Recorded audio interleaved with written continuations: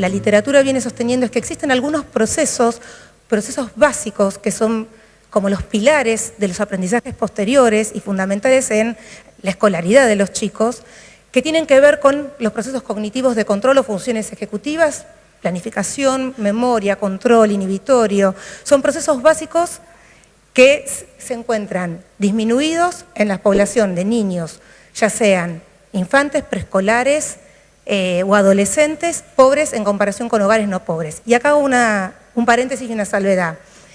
Los diferentes estudios que se vienen realizando no necesariamente utilizan el mismo concepto de pobreza y la misma manera de medir la pobreza.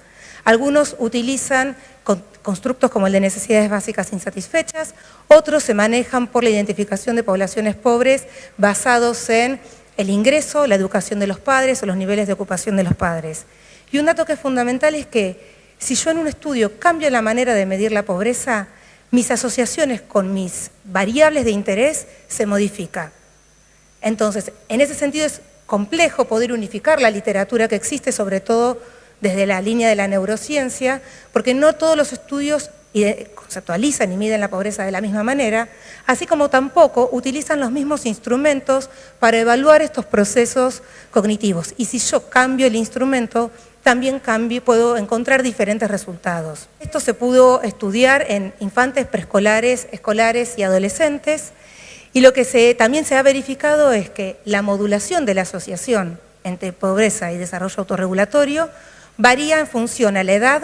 Esto quiere decir que el vínculo entre la pobreza y, por ejemplo, el desarrollo cognitivo no es igual en la infancia que en los escolares o en los adolescentes. Varía también según, como les decía recién, el paradigma de evaluación. No es lo mismo si utilizo una manera de medir la pobreza y el desempeño que si utilizo otra.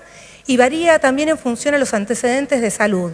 No es lo mismo si estoy hablando de una población sana que si estoy hablando de una población con patología.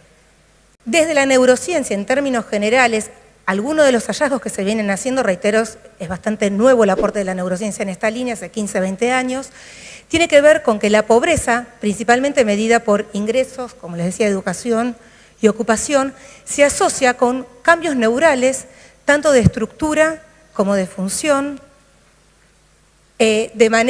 con cambios en poblaciones con diferentes niveles socioeconómicos, que estas asociaciones también varían en función a si se trata de estudios realizados en infantes, en preescolares o en adolescentes o niños más grandes. La evidencia hasta ahora nos dice que los sistemas más vulnerables a las condiciones ambientales por pobreza tienen que ver con el control cognitivo, el lenguaje, el aprendizaje y la regulación del estrés. Los estudios que se han realizado a la fecha lo que nos dicen es que dos mecanismos, una cosa es estudiar qué impacto tiene la pobreza en el desarrollo.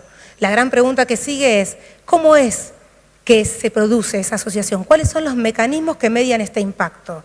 Y en ese sentido hay evidencia que, nos viene sugiriendo que la complejidad del ambiente lingüístico, creo que algo Lucila mencionó, de la disponibilidad, por ejemplo, de recursos de libros, de horas de lectura de cuentos, como para poner dos ejemplos, y la presencia de estresores en el hogar durante periodos tempranos de crianza, son hasta ahora dos mecanismos que se han podido identificar como que intermedian en la asociación entre la pobreza y el desarrollo autorregulatorio, en particular en el sistema nervioso.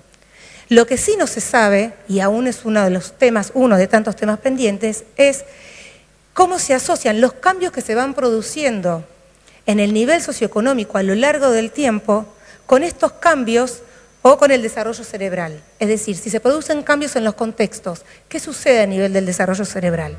Esto es una de las líneas que comienzan a surgir ahora.